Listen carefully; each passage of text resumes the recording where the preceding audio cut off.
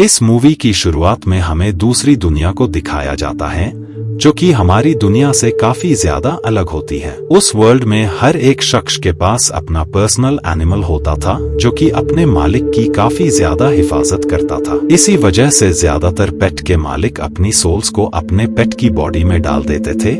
इससे उनकी जान का खतरा काफी हद तक कम हो जाया करता था।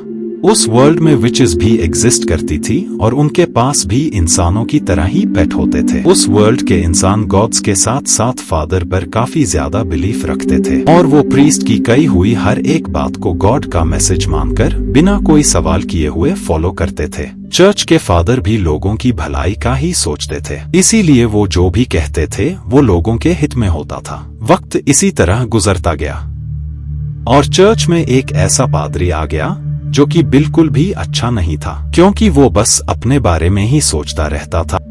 उसे लोगों की बिल्कुल भी फिक्र नहीं थी।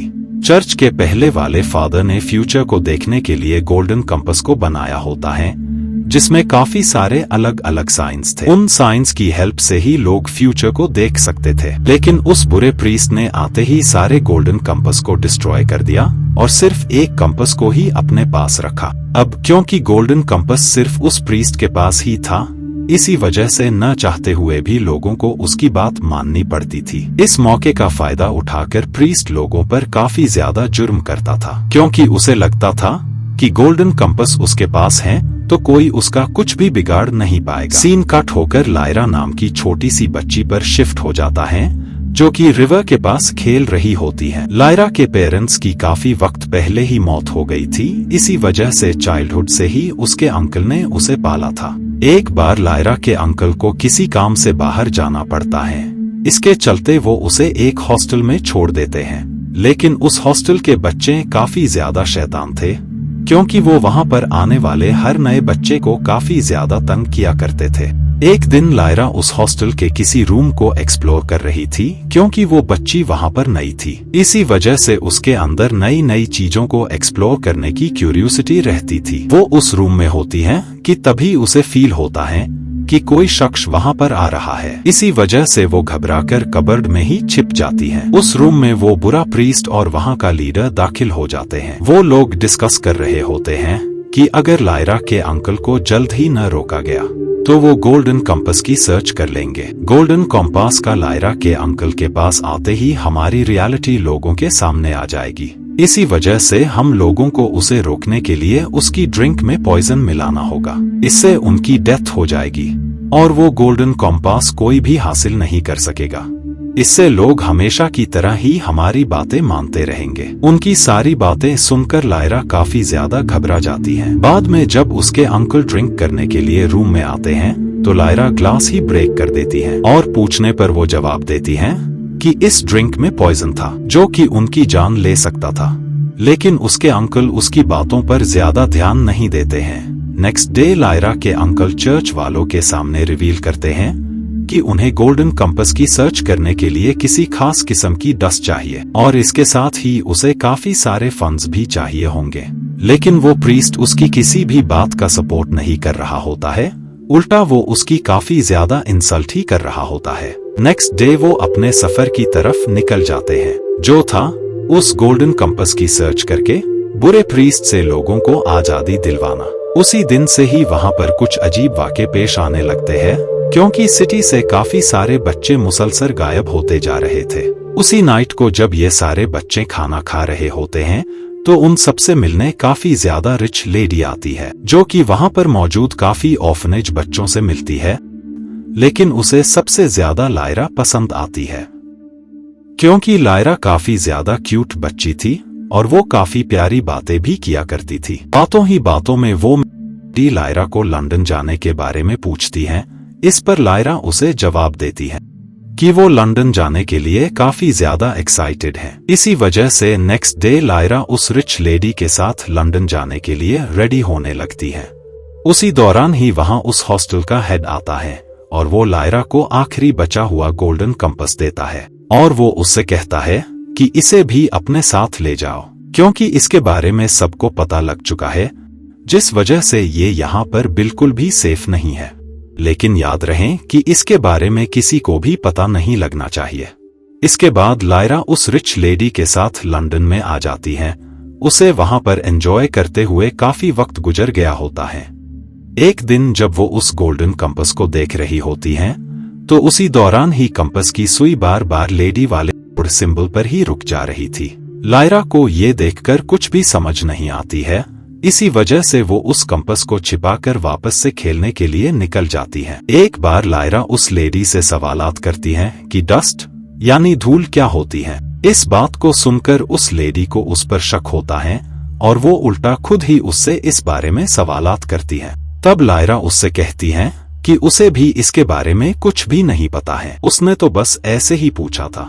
लायरा इस बात को टालने की कोशिश कर रही थी ताकि उस लेडी को उस पर शक न हो, लेकिन उसकी बातों से उस लेडी को शक हो गया था। इसी वजह से वो लायरा को फोर्स करने लगती हैं ताकि जो भी चीजें उसे पता है उसके बारे में वो उससे उगला सके। नेक्स्ट डे लायरा चुपके से उस लेडी के रूम में दाखिल हो जाती है। उसे कुछ पेपर से पता लग जाता है कि जो ग्रुप ऑर्फन बच्चों को गायब कर रहा है, ये लेडी उसी ग्रुप के लोगों से ताल्लुकात रखती है। बाद में जब वो रूम से बाहर आ रही होती हैं, तो उसी दौरान ही वो लेडी भी उसे नोटिस कर लेती है। इसी वजह से वो उस पर अटैक कर गोल्डन कंपास छीनने की कोशिश करती है, लेकिन लायरा और उसका पेट किसी तरह उस लेडी से खुद को सेव करके वहां से निकल जाते हैं। बाद में लायरा को एक लेडी मिलती है जो कि उस लेडी के सैनिकों से लायरा की हिफाजत करती है। इस वजह से लायरा को उस ट्रस्ट आ जाता है। कुछ देर कॉन्वर्सेशन करने के बाद लायरा उससे गायब हुए बच्चों के बारे में सवालात करती है। इसके जवाब में वो उसे राब्ता करती हैं कि चर्च के कुछ लोग इसी सिलसिले में जा रहे हैं ताकि वो उस ग्रुप का पता लगा सकें जो कि ऑर्फन बच्चों को गायब कर रहा है और साथ ही गायब हुए बच्चों को वापस ला सके। उस लेडी की सारी बातें सुनकर लायरा भी उन लोगों के साथ उस शिप में आ जाती है और वहां पर वो जीनियस शख्स को गोल्डन कंपास के बारे में राब्ता करती है। सारे लोग गोल्डन कंपास को देखकर काफी ज्यादा खुश हो जाते हैं, लेकिन उनमें से कोई भी गोल्डन कंपास पर लिखे हुए शब्द यानी सिंबल को समझ नहीं पा रहे थे। यानी इनमें से कोई भी गोल्डन कंपास का यूज कर फ्यूचर प्रिडिक्ट नहीं कर सकता था। इधर वो लेडी लायरा से काफी ज्यादा नाराज होती हैं। इसी वजह से वो कुछ फ्लाइज को लायरा की सर्च करने के लिए भेजती है। जल्द ही वो फ्लाइज लायरा की सर्च कर लेती हैं और उनमें से एक फ्लाई लायरा के पेट पर अटैक कर देती है। ये देखकर वहां पर मौजूद शख्स उनमें से एक फ्लाई को पकड़ने में कामयाब हो जाता है। उसी नाइट को लायरा के पास एक विच आती है और वो उसे उस प्लेस के बारे में राब्ता कर देती है ऑर्फन बच्चों को रखा था। इसके साथ ही वो उसे राब्ता करती है कि उस ग्रुप के लोगों ने ऑर्फन बच्चों को इस वजह से अपनी गिरफ्त में रखा है ताकि वो एक्सपेरिमेंट करके ये पता लगा सके कि क्या कोई भी शख्स बिना अपने पेट के ज्यादा दिनों तक अलाइव रह सकता है या नहीं। नेक्स्ट डे उसी शिप में लायरा की मुलाकात एक और शख्स से होती है। उसके पास व्हाइट बियर भी था। लायरा उस बियर से मिलती है और कुछ ही देर में उन लोगों की अच्छी दोस्ती हो जाती है। बातों ही बातों में बियर उसे राब्ता करता है कि पहले उसके पास उसका खास आर्मर हुआ करता था जो कि काफी ज्यादा पावरफुल था और साथ ही वो उसे काफी ज्यादा एनर्जी भी प्रोवाइड कराया करता था। उसकी बातें सुनकर लायरा उससे प्रॉमिस करती है कि वो उसे उसका आर्मर दिला कर रहेगी। इसके बाद लायरा अपने गोल्डन कंपास की वजह से जल्द ही उस बियर के आर्मर की सर्च कर लेती है। वो आर्मर पहनकर बियर काफी ज्यादा खुश हो जाता है और वो लायरा से प्रॉमिस करता है कि वो पूरी लाइफ उसकी हिफाजत करेगा। इसके बाद ये सब उस प्लेस पर आ जाते हैं जहां पर इन्हें ऑर्फन बच्चे मिल सकते थे, लेकिन वहां पर जाते ही उस ग्रुप के लोग उस पर अटैक करने लगते हैं, जिस वजह से वो बियर लायरा को उन लोगों से प्रोटेक्ट करके वहां से निकल जाता है। लेकिन तभी कुछ लोग लायरा को किडनैप करके बियर्स के लीडर के पास आ जाते हैं। कुछ वक्त बाद लायरा का दोस्त यानी वो बियर भी आ जाता है और वो लायरा को आजाद करने का कहता है, लेकिन बियर का लीडर उस बियर की कोई भी बात नहीं मानता है, जिस वजह से उन लोगों के दरमियान फाइट स्टार्ट हो जाती है। दोनों ही एक दूसरे पर काफी ज्यादा अटैक्स करते हैं, लेकिन उस बियर के पास आर्मर होने की वजह से वो ये फाइट जीत जाता है और इसके साथ ही वो उन सब बियर्स का नया लीडर बन गया था। इसके बाद ये दोनों उस प्लेस की तरफ निकल जाते हैं जहां पर इन्हें ऑर्फन बच्चे मिल सकते थे। वे में इन्हें आइस ब्रिज मिलता है, जिस वजह से वो लोग एक एक करके आगे बढ़ने लगते हैं, लेकिन कुछ पलों बाद वो ब्रिज दरमियान से ही अलहदा हो जाता है, जिस वजह से बियर शिप के बाकी लोगों को हेल्प के लिए लाने का डिसाइड करता है। इसी वजह से वो लायरा को वहीं पर वेट करने का कहता है, लेकिन लायरा जल्द ही उस प्लेस पर आ जाती है जहां पर ऑर्फन बच्चों को रखा गया होता है। वो लोग लायरा को भी देख लेते हैं, इसी वजह से बाकी बच्चों के साथ उसे भी वहां पर कैद कर लेते हैं ताकि वो उस पर भी एक्सपेरिमेंट कर पाए। उसी दौरान ही वहां पर वो रिच लेडी भी आ जाती है और वो लायरा को टॉर्चर करके गोल्डन कंपास की डिमांड करने लगती है। इसी वजह से लायरा उसे दूसरा बॉक्स पकड़ा देती है, ये झूठ बोलकर कि उसके अंदर गोल्डन कंपास है। लेकिन जैसे ही वो बॉक्स ओपन करती है, वो इंसेक्ट उसे बाइट करके मार डालता है। बाद में लायरा उस प्लेस को तबाह करके सारे बच्चों के साथ वहां से भागने लगती है। वे में ही उस ग्रुप के लोग इनका वेट कर रहे थे कि वो लायरा और बाकी बच्चों को वापस से पकड़ सके। लेकिन तब तक बियर शिप के बाकी मेंबर्स को लेकर वहां आ गया था, जिस वजह से उन लोगों के दरमियान फाइट स्टार्ट हो जाती है और जल्द ही वो लोग उस ग्रुप के लोगों को डिफीट कर देते हैं, जिसके बाद ये सब बच्चों को लेकर वापस से शिप में जाने लगते हैं। और इसी के साथ ये मूवी यहीं पर एंड हो जाती है। Thank you so much for watching.